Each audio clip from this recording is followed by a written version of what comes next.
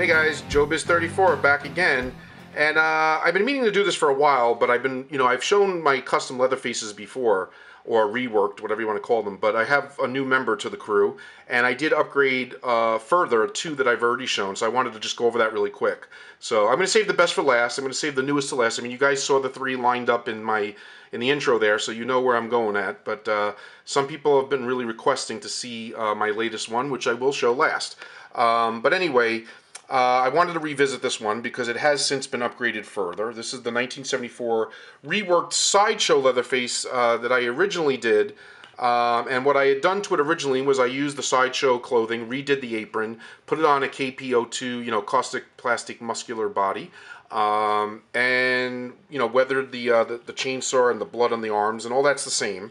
But what I did since then to upgrade it further was I found a guy that was selling the outfit that had on eBay that had this wonderful custom vinyl, like leathery feeling yellow apron that I used to replace the sideshow one. Now, I was happy with what I did with the sideshow one, but I think it was a little overdone, a little dark, and because it was cloth material, you couldn't really get it to look like, screen accurate enough. So I'm very happy with this one.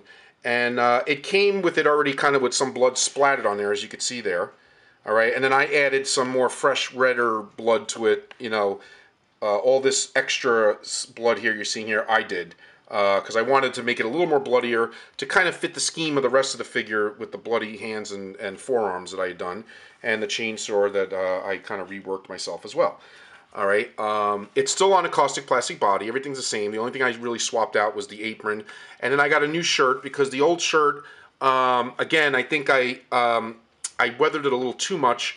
So what I did here is I wanted a little more subtle. I wanted it to still basically look white, like an off-white, like a cream color. So I dipped it in coffee, which I often do to dye these clothings, to make them a little slightly darker without officially dyeing them. Coffee or tea or any of those things do the trick. And it has some splattered blood on it, but I didn't want to overdo it like I did before, because I think what happened was originally my shirt, I was using an airbrush to paint the apron, and a lot of the colors kind of bleeded into the shirt, and it kind of looked a little messy, like it didn't have the contrast of colors. So I wanted that off-white and yellow contrast, if that makes any sense, to kind of really look more like his official, outfit. So that's pretty much what I did. And then I did add some more blood to his face. I blood splattered his face. I didn't want to totally repaint it because I kind of like it the way it is, like I've said before. But I wanted to add a little more, to kind of fit the whole theme of the figure being splattered and bloody like he just killed somebody. I wanted some of that blood splatter, remnants of the blood on the mask. Okay, so that's my reworked 1974 Leatherface that's been reworked even further. Okay, so now here is my once again reworked Remake Leatherface that I enhanced once again. Now last you saw this guy, when you first saw the guy, it was basically reworked sideshow Remake Leatherface on a caustic plastic body, KP2, just like the 74 one, and I had repainted the head sculpt, which I've since sold. Then I showed it again when I upgraded the head to the One's Customs Remake Leatherface, which is beautiful, one of his best head sculpts, I would say. And then I reworked the figure again. Now this time he's been upgraded further by now having a new outfit on him, but mainly the shirt and apron. The rest is still kind of sideshow, kind of. I'll tell you what I changed. It still has the sideshow pants and shoes and the stand that I weathered and reworked, as far as the pants and stuff.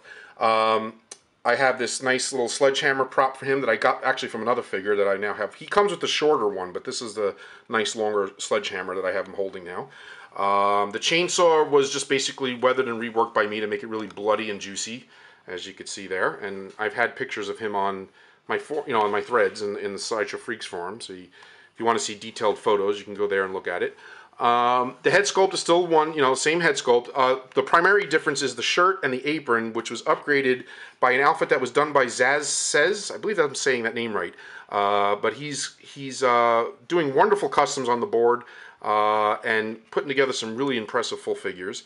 And he made this for his own Leatherface and then offered up the outfits for others. So I got this from him and the shirt, which I then basically weathered and torn and just made it more age-looky because it kind of comes as is, and it's he kind of leaves it up to you to kind of.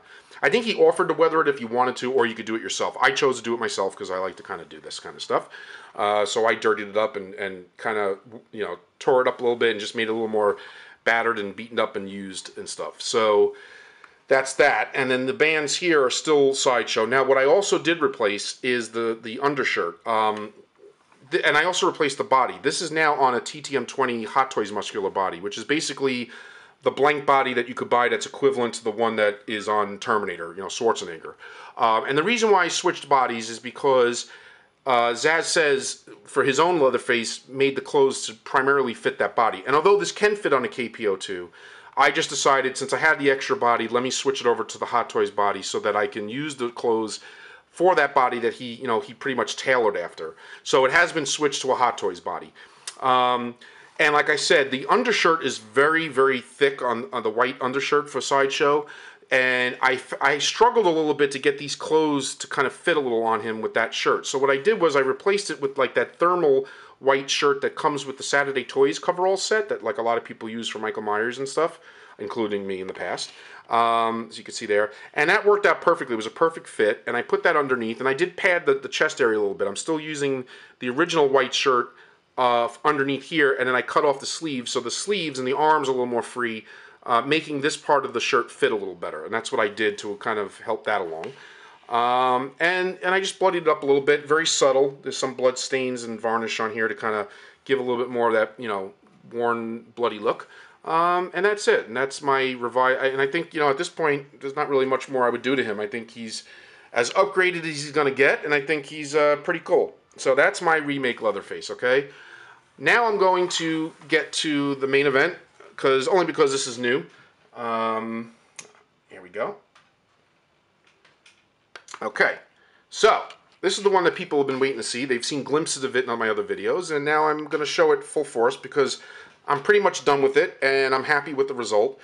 And I really didn't want to show him early on because I wasn't completely happy with the figure I put together.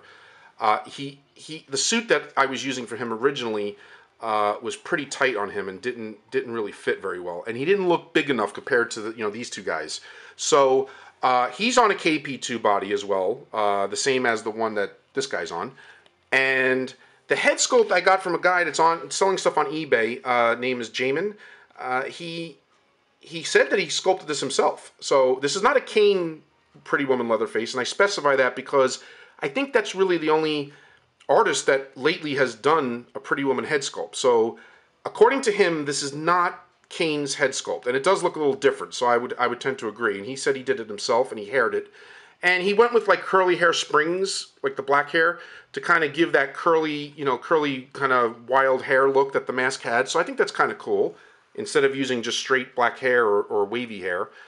So that looks pretty nice. And the only thing I changed was when I originally got the head sculpt, it was still very flesh looking. And if you look at photos or you look at screen grabs from the movie, he had a ghostly, almost clown-like white hue, white makeup on the mask. So I went over it slightly.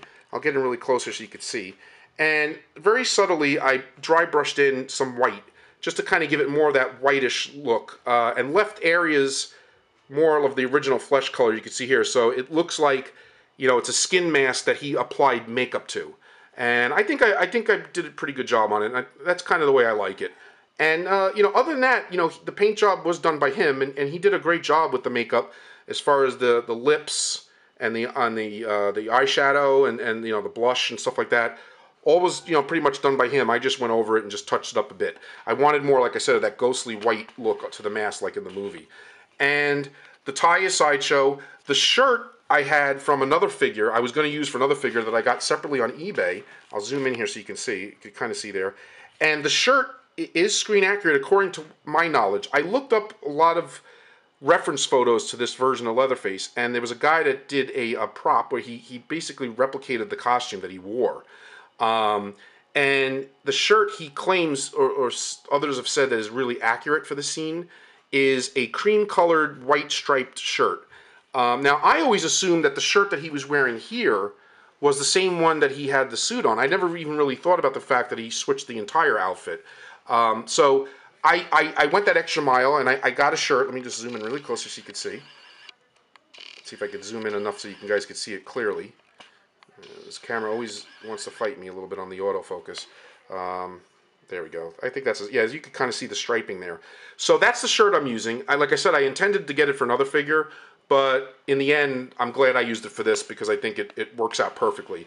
And the suit, the pants I got, these pants here, these blue pants, I got off eBay. They're the same pants that I used for my Part 8 reworked Jason 8 custom I showed not too long ago. You know, Jason Takes Manhattan. And, you know, this time I left it kind of cleaner and more suit looking instead of beating it up and doing what I did for the Jason 8. And it goes beautifully for color because, again, the screen accurate color for the suit is blue, very dark navy blue, almost looking black in certain lighting.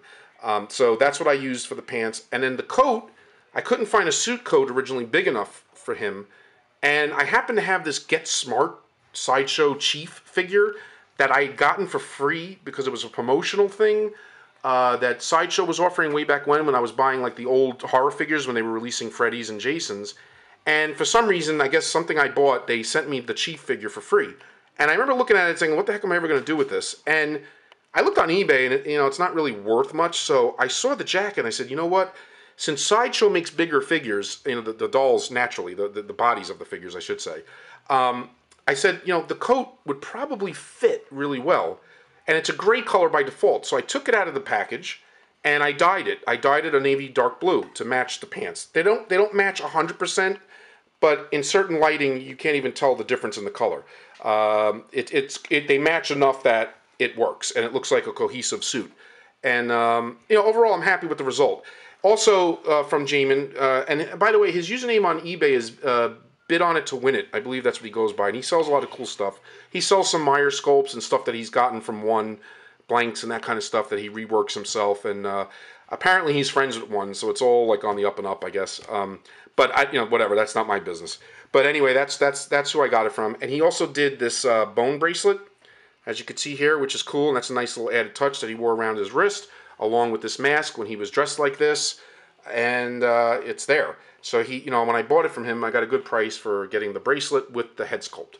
All right, and that's it. The chainsaw here. So I feel like I'm stuttering. Sorry, guys. I'm trying to talk fast. The chainsaw here is the same chainsaw that comes with the 74 Leatherface. So I just used the same one that was like it. So it would be cohesive and match. And the stand is just a generic Hot Toy stand. So I'll probably get a custom decal or something for him eventually. The shoes and all that are just from another figure. And so really, the only thing Sideshow here is the chainsaw, the tie, and I think that's it. The rest is all other parts put together to create this wonderful figure. And I always love this look, and you don't see too many customs of this guy, so I'm happy to have one.